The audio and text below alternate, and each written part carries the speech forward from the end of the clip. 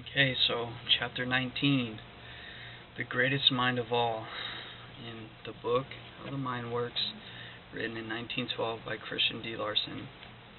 For those of you who don't know who he is, he was a master metaphysical teacher. Okay, so the greatest mind of all. In order that we may rise in the scale of life, the mind must be fixed upon the ideal, and the ideal may be defined as the possible something that is above and beyond present realization. To become more and accomplish more, we must transcend the lesser and enter the greater. But there can be no transcending action unless there is a higher goal towards which all the elements within us are moving, and there can be no higher goal unless there is a clear discernment of that ideal. Now, I know I explained it in another video. And all the successful people will tell you the same thing as well. You have to create that vision. You have to have that ideal. That is what the ideal means that he is explaining. Having that vision within your mind.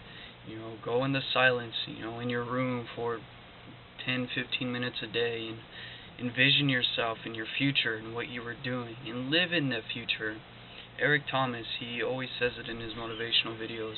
You have to live in the future, because as you live in the future, you have the ideal of that future in mind. You will invariably move in that direction, and your attitude, the way you think, the way you feel, and the way you act, that's what constitutes attitude. And your attitude will invariably move towards that direction.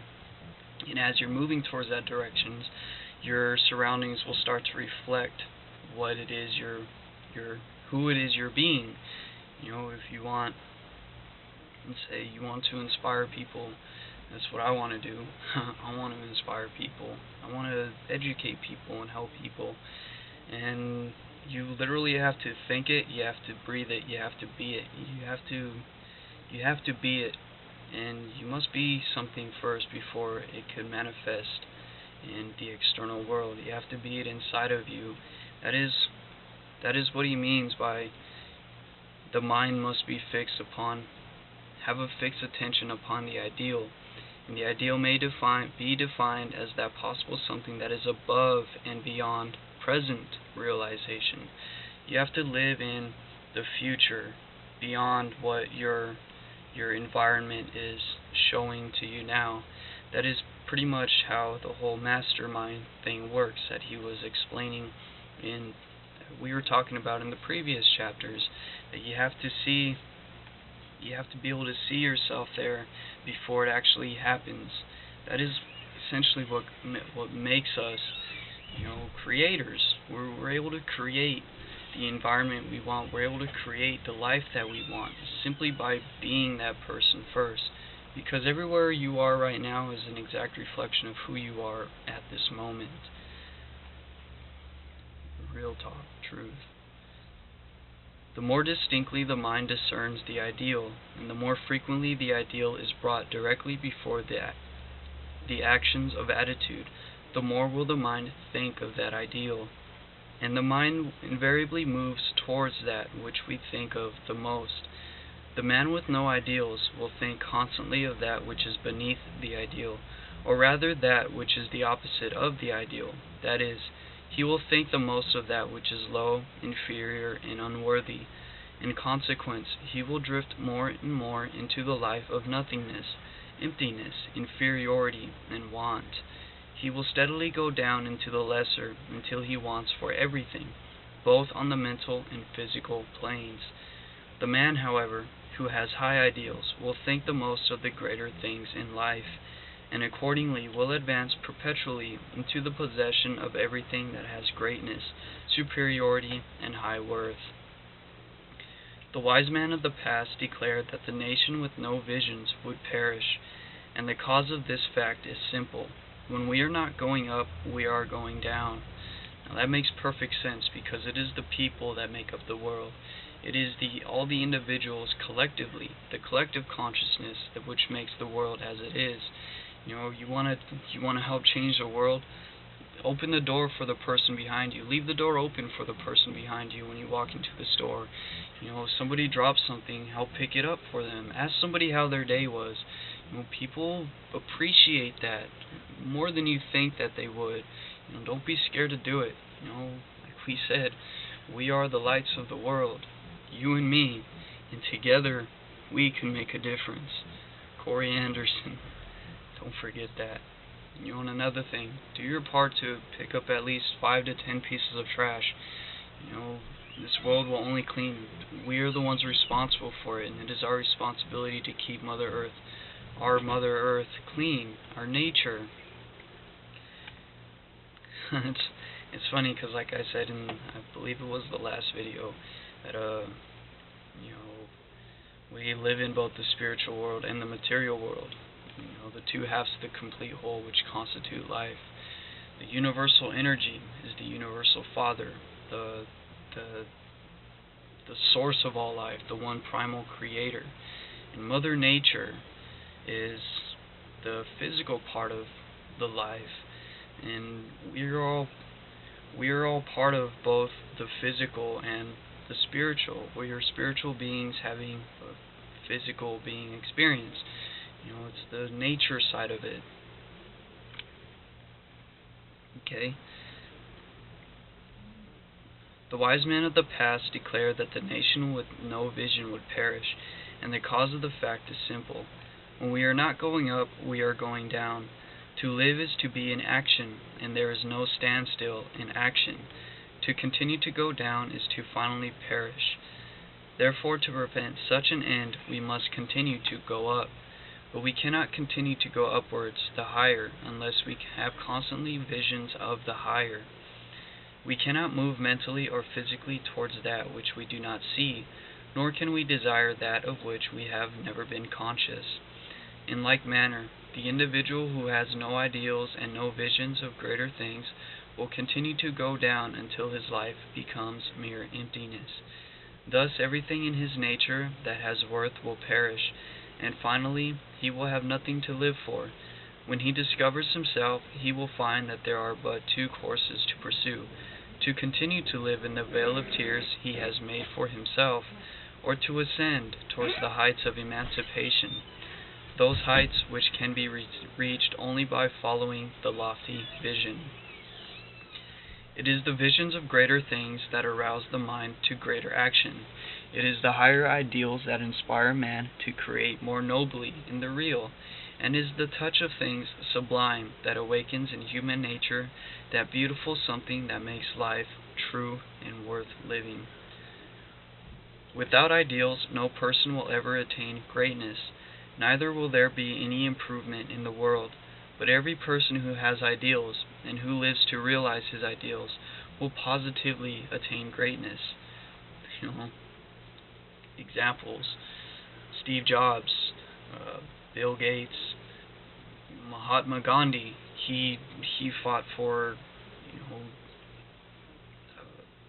rights for the people. Mahatma means great soul. He cognized the Creator, and he fought for love and peace and harmony. There's Abraham Lincoln. He freed the slaves. And say John F. Kennedy, he was educating people on the importance of health and wellness. He's the one who helped the fitness industry boom for both males and females. Because back in the day, it was only males that had gone, and women had gone to somewhere else because it was something different. But it was John F. Kennedy who helped it collaborate with each other, that both men and women could be in the same area, within the same thing. Emerson, Wallace D. Wattles, let's see, who else? There's tons of people.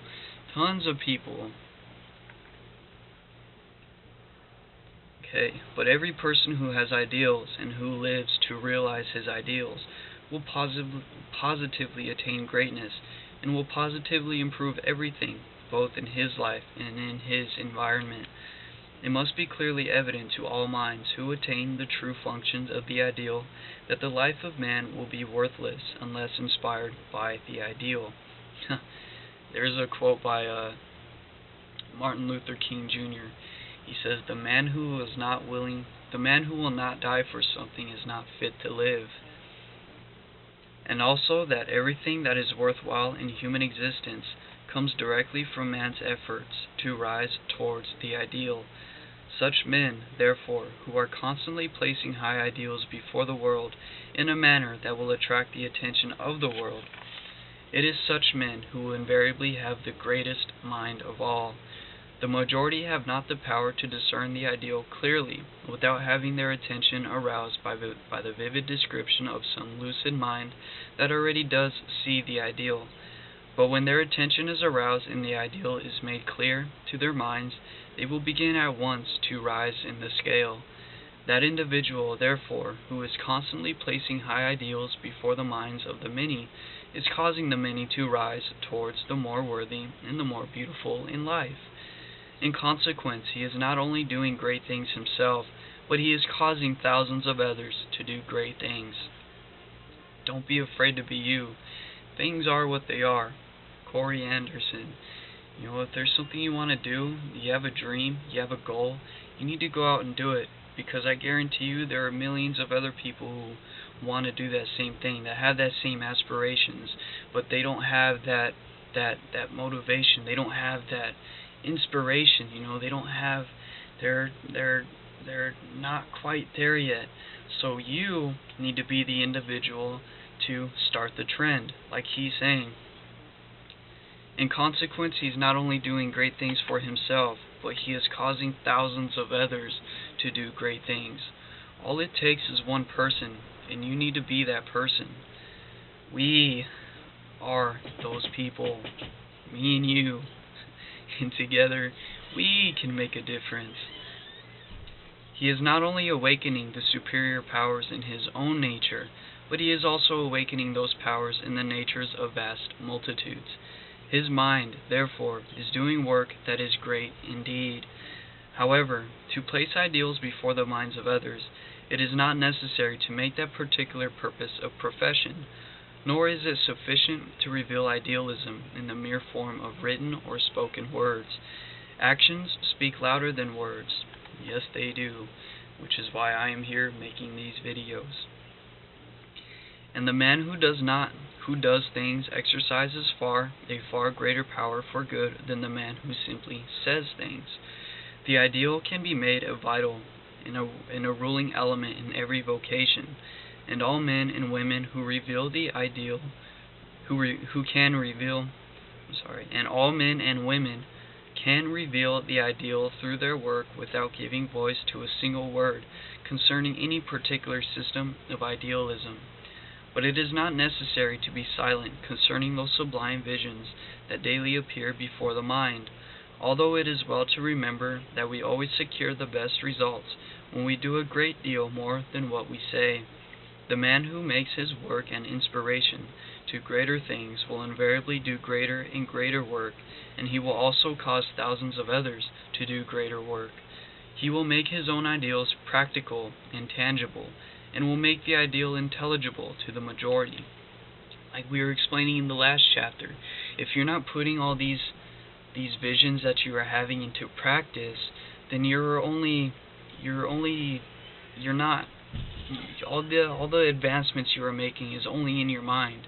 Like he was saying, it's only in your mind. So you have to put these into practice in the external in order for your environment to actually reflect that back to you. For though it is true that great words inspire a few, it requires great deeds to inspire the many. The man who makes his own life worthwhile will cause thousands of others to make their lives worthwhile. In consequence, the value and happiness that he will add to the sum total of human existence cannot possibly be measured. He is placing great and living ideals before the world, and must therefore be counted among those who possess the greatest mind in the world. The man who performs a great work has achieved greatness, but his work is the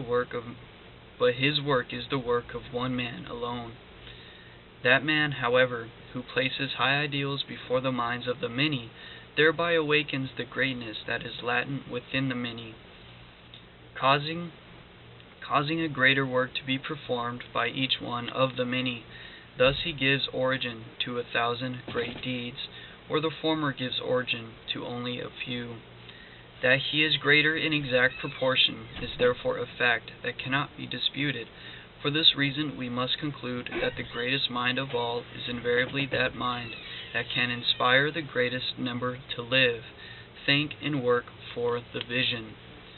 To awaken the greatness that is latent in man is to awaken the cause of everything that has real worth in the world.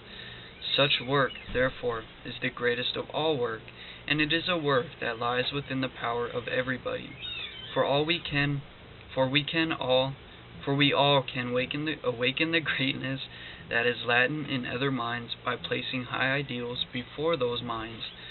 The great soul lives in the world of superior visions, and aims to make those visions real by training all the powers of mind and personality to move towards those visions.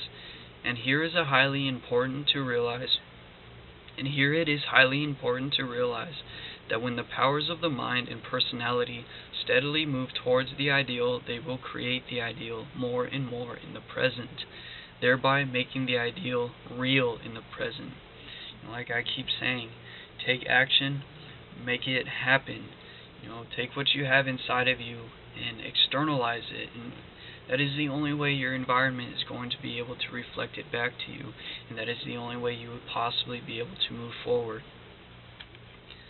To live where there is neither improvement nor advancement is to live a life that is utterly worthless. But improvement and advancement are not possible without ideals. We must have visions of the better before we can make things better. And before we can make things better, we must discern the greater before we can rise out of the lesser. To advance is to move towards something that is beyond the present, but there can be no advancement until that something is discerned, until that something is figured out, is realized. Okay? And as everything that is beyond the present is ideal, the mind must necessarily have idealism before any advancement can possibly take place. Everything that is added to the value of life has been produced because someone had ideals, because someone revealed those ideals, and because someone tried to make those ideals real. It is therefore evident that when lofty ideals are constantly placed before the mind of the whole world, we may add immeasurably to the value of life, and in every manner conceivable. The same law through which we may increase that which is desired in life, we may apply for the elimination of that which is not desired, and to remove what is not desired the secret is to press on towards the ideal. The ideal contains what is desired. Okay, before we move on, I want to say something too. There's a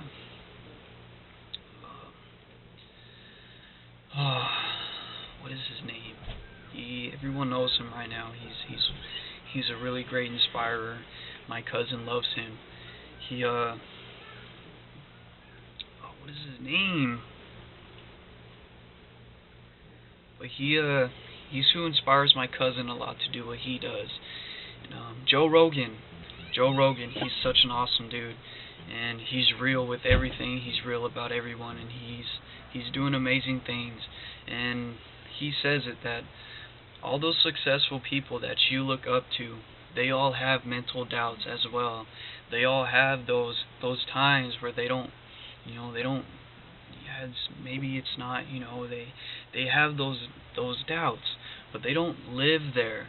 They overwhelm those negative doubts with making positive actions, by keep pressing forward with everything, because the mind is something that is separate from the body. It may be part of the body, but it is also separate from the body. It is the median between your spiritual self and your physical self. It is the one that it's the connecting link between the two. And the mind could literally be somewhere else while the body is doing something. Like you could be sitting down at, let's say, the airport, and your mind could be thinking about, say, I don't know, Hawaii, for example, maybe where you want to go. And the fact that you're thinking about Hawaii is the whole reason why you're making the decision to go out to Hawaii in the first place. But that is the power that the mind has over the body. But when you have those negative, When you start having those doubts, you must overwhelm them with positive actions. You have to keep doing what you are doing to help you stay grounded. It's amazing. It's amazing how all this works. It's amazing how you work, and you and I work. Okay? It is therefore evident that when lofty ideals are constantly placed before the mind of the whole world, we may add immeasurably to the value of life, and in every manner conceived. Okay. I'm just going to go ahead and read all this paragraph again. The same law through which we may increase that which is desired in life, we may apply for the elimination of that which is not desired. And to remove what is not desired, the secret is to press on towards the ideal. The ideal contains what is desired. And to enter that which is desired is to rise out of that which is not desired. Through the application of this law, we eliminate the usual method of resistance, which is highly important. I got the hiccups really quick. Which is highly important because when we antagonize the wrong or that which is not desired, we give life to the wrong, thereby adding to its power. For the fact is, we always give power to that which we resist or antagonize. In consequence, we will, through such a method, either perpetuate the wrong or remove one wrong by placing another in its place. However, no wrong was ever righted in the world until the race ignored that wrong and began to rise into the corresponding light. And to enter into this rising attitude is to become an idealist. It is the idealist who reforms the world. It's amazing how he says that, because life itself is made inside and out of consciousness. That is who we are. We are energy. We are consciousness, a self-aware unit of energy. And everything material is a manifestation of this one primal energy, this basic substance. It's when he says here, by placing your focus, you're placing your consciousness in something. Your consciousness is energy, and you're placing your energy into that specific thing. You're giving it more life. You're giving it more vitality. You're focusing on that thing. Instead of focusing on that right here, focus on this side over here. Focus on the things you want. Focus on what you desire to accomplish for yourself, because you start giving more and more life to that. And you are invariably impressing your subconscious mind with it, and you are making it your character. And character is what makes destiny. Okay. It is the idealist who reforms the world. And the greatest reformer is invariably that man whose conception of the ideal is so clear that his entire mind is illumined by a brilliant light of superior worlds. His thought, his life, his word, his action, in brief, everything connected with his existence, gives the same vivid description of the ideal made real. And every person with whom he may come in contact will be inspired to live on those same superior heights of sublime existence. And that will be the end of chapter 19 of The Greatest Mind of All. If you made it to the end of this video, I want to thank you. If you liked it, please subscribe and share. If you were new with us, or if you just barely seen, please subscribe. And all these videos are great. We're all moving towards our goals, because there is no better time than now to live, literally, and you have to take advantage of that, so you can really do whatever you want to do. Don't ever let anyone tell you you can't, and don't ever stop believing in yourself, because if you don't believe it first, who else is going to believe it? And yeah, there are going to be those times where everyone's going to be, oh, you're still doing that? Like, don't do it. It's not going to work, But you need to keep pressing on. You need to keep going. Because like we were saying, consciousness, keep putting your consciousness and putting your energy into it. It is a natural law. The more you give, the more you will get. Just keep going, and you will find your crowd. That being said, I'm going to end it with this. I'll see you